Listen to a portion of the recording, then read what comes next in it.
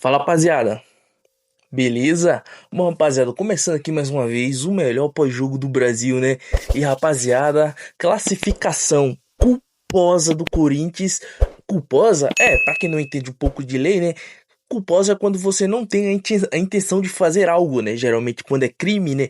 Quando você faz algo quando não tem a intenção, quando é acidental. E foi o que aconteceu, né? Uma classificação culposa do Corinthians quando não há intenção de se classificar. O porquê? Corinthians jogou muito mal, rapaziada. Igual o jogo contra o Atlético Paranaense, tá? Corinthians foi muito abaixo, mas, pô, coloca nas mãos do Hugo que ele garante a classificação. A história do campeão está se repetindo mais uma vez, tá? Corinthians jogando mal, se classificando nos pênaltis. Hugo Souza se consagrando, né? Tá aí para se consagrar como um ídolo, um ótimo jogador. Não, ele sempre foi, né? Desde que chegou no Corinthians, foi um ótimo jogador do Corinthians. Mas um dos melhores que teve na posição. Passos, ele tá a poucos passos de se tornar um dos maiores ídolos do Corinthians, tá, rapaziada? E Coringão, você é foda pra caralho, velho. Você é foda. Esse foi o tipo de partida que você olha e fala: caramba, uh, meu coração quase para. Que meu Deus do céu, rapaziada. É, começar aqui falando, né? Corinthians jogou mal, né? Muito mal. Jogou terrivelmente mal. Meio campo do Corinthians muito fraco. Dadas as devidas circunstâncias, né? Eu acho que seria o certo que todo mundo escalaria essa formação. Com o meio campo com o André. No caso, né? Começando com o Ranieri. Eu vou falar. Vamos começar pelo começo. Vamos falar a escalação completa. Escalação do Corinthians. Começou com Hugo Souza no gol, Mateuzinho e Bidu, lateral esquerdo e direito, dupla de zagueiros, Gustavo Henrique e André Ramalho, que diga-se por sinal, o pior jogador da partida. É, Vindo ali no meio campo, Ranieri, Alan, André e o Bidon, dupla de ataque, Guinegão e Memphis Depay, o Chosen. Rapaziada, meio campo do Corinthians muito fraco, tá? Dado as devidas circunstâncias, eu acho que a maioria do pessoal escalaria também esse meio campo, porque o Carrijo, eu acho que ele não vem agradando muitos torcedores, ou a comissão técnica, ou quem seja que esteja à frente. Ele não vem agradando no geral pelo físico dele, vem decaindo pra caramba. São poucas as partidas que o Carrijo ele surpreende, ele realmente mostra aquele lampejo de jogador que ele foi um dia pelo Corinthians. A melhor fase dele no Corinthians foi quando o vampirão lá, esqueci o nome dele, o Ramon Dias. Ramon Dias, eu acho que o Ramon Dias estava no Corinthians.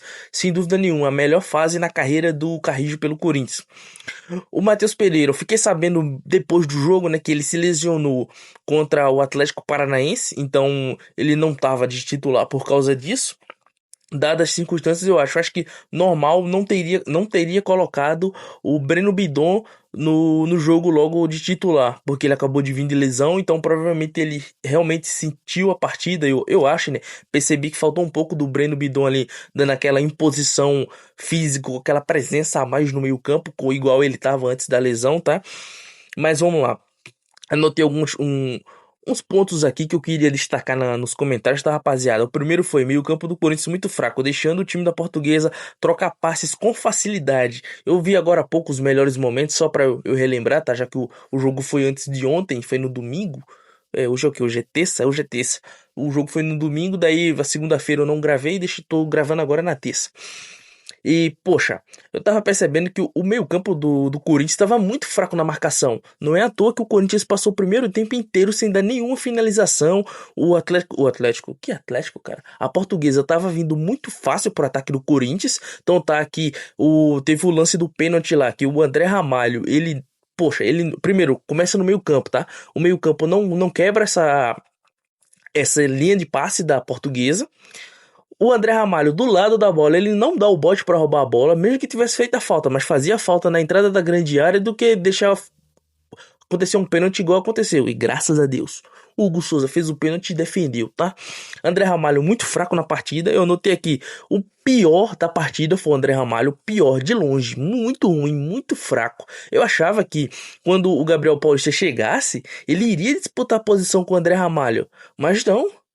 Ele disparou em nível em qualidade e o André Ramalho decaiu. Depois dessa partida de hoje, eu tô achando que o Choca é melhor que o Ramalho. E o Corinthians ia se desfazer do Choca.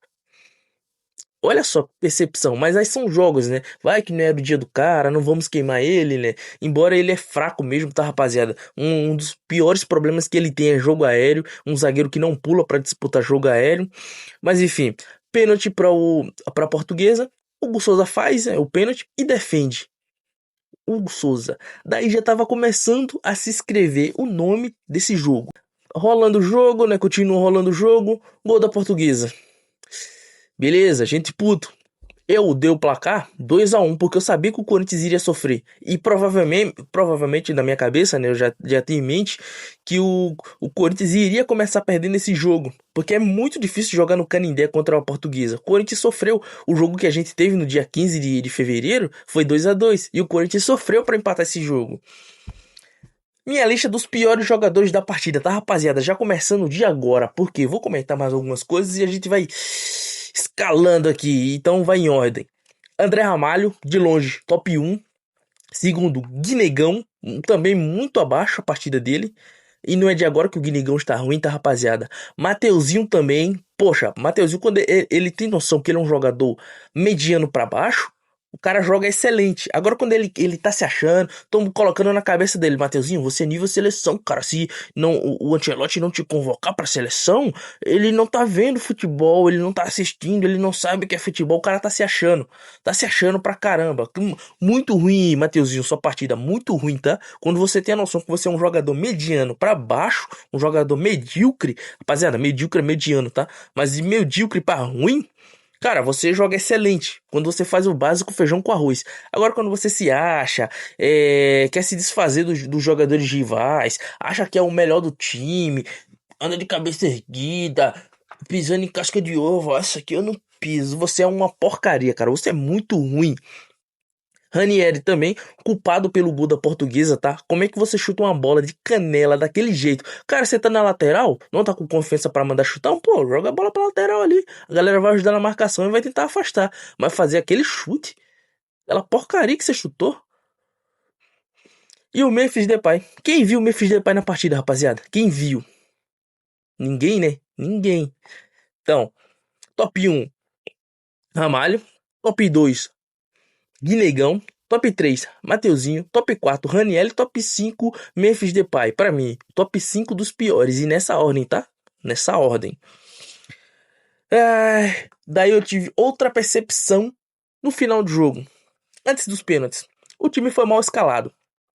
Mas já era esperado a formação em alguns jogadores. Já era esperado o Guinegão de titular. Já era esperado o Alan de titular, dado as devidas circunstâncias da lesão do Matheus Pereira. Quem mais? A dupla de zaga não. Eu achava que pelo menos o Dorival Júnior iria escalar o Gabriel Paulista para esse jogo, já que é um jogo de mata-mata, né? E poupasse ele no jogo seguinte, que se eu não me engano vai ser amanhã, contra o Cruzeiro pelo Brasileirão. Eu preferiria ter sacrificado um pouco mais o Gabriel Paulista para esse jogo e ter deixar ele no banco contra o Cruzeiro no Brasileirão. Mas enfim, foi escolha dele, né? Pedro Raul mostrou mais uma vez que não é jogador para nível Corinthians. É o famoso leão de treino. Teve lances aí que gravaram ele um vídeo passado. Ele em treino, ele correndo pra caramba, e fazendo gol, era golaço, era pedalada. Aí vai no jogo, alguns lances parecidos. Pedro Raul, nível Pedro Raul. Cara, quer um conselho, Pedro Raul? Sai do Corinthians, mano. Você só vai afundar sua carreira, cara. Se você tivesse chegado como modelo pra tirar foto com a camisa, pô, da hora. Cara bonitão, boa pinta, alto. Mas você não é jogador nível Corinthians, cara. A sua melhor passagem, sua melhor temporada foi no Goiás, cara. No Goiás. Sem desmerecer o Goiás, tá, rapaziada? Mas não se compara ao nível do Corinthians, o Goiás. A outra partida, melhor fase da segunda melhor fase da sua carreira, foi você emprestado pro Ceará. Que foi a sua segunda fase mais artilheira, se eu não me engano, né? Que pelo Goiás ele foi especulado na seleção em 2022, foi 2020, eu não sei. 2018, não lembro. Não acompanhei, não procurei direito saber. E a segunda foi pelo Ceará. Então você não é um jogador de prateleira nível Corinthians. Porque nem no Vasco também, não desmerecendo o Vasco, tá, rapaziada? O Vasco é gigante também. Mas nem no Vasco você deu certo, cara. Nem no time do México você deu certo. Então, Goiás, Ceará, o Vitória tá interessado? Vai pro Vitória, em definitivo, cara. Eu tenho certeza que lá você vai fazer a sua melhor temporada da sua carreira. Você vai ser vai ser a tua temporada mais artilheira possível, porque os caras vão montar um esquema tático pra você jogar e fazer gol. Então, pô, tchau, Pedro Raul. Você que é o, o empresário do Pedro Raul, coloca isso na cabeça dele, cara. Coloca isso na cabeça dele. Vitinho, muito criticado por muita gente, jogando mal na maioria das partidas esse ano, sendo o pró, próximo, já ia falar próprio, o próximo Thales Magno, fez o seu gol pelo Corinthians e gol salvador, hein? Muito obrigado, Vitinho. Pera aí, aplausos pra ele. Vitinho, meus parabéns, cara.